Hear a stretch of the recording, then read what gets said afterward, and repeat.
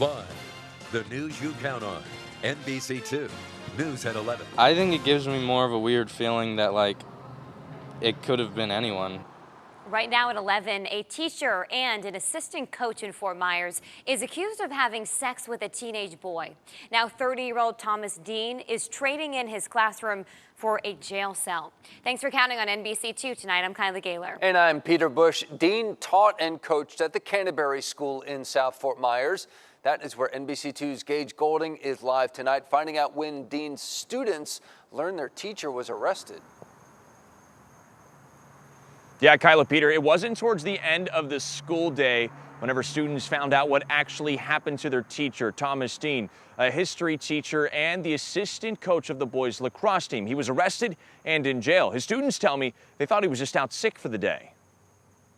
He called out sick a couple days ago, and I thought that's what it was. 30-year-old Thomas Deane wasn't sick or at home. Instead, he was busy being booked into the Lee County Jail this morning, while his former students sat in what used to be his classroom. I had him this year. This is my first year ever with him. I took AP Gov. He was actually a pretty cool dude, so this is kind of out of left field. Investigators cuffed and charged the Bonita Springs man after a child under the age of 16 accused Deane of molesting him.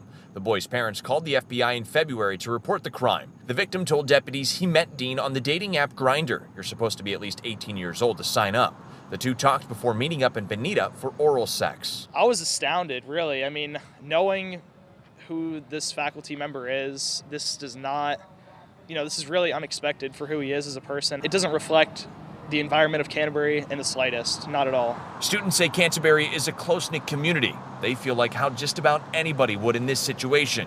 It hit too close to home. I think it gives me more of a weird feeling that, like, it could have been anyone, basically, the way he was.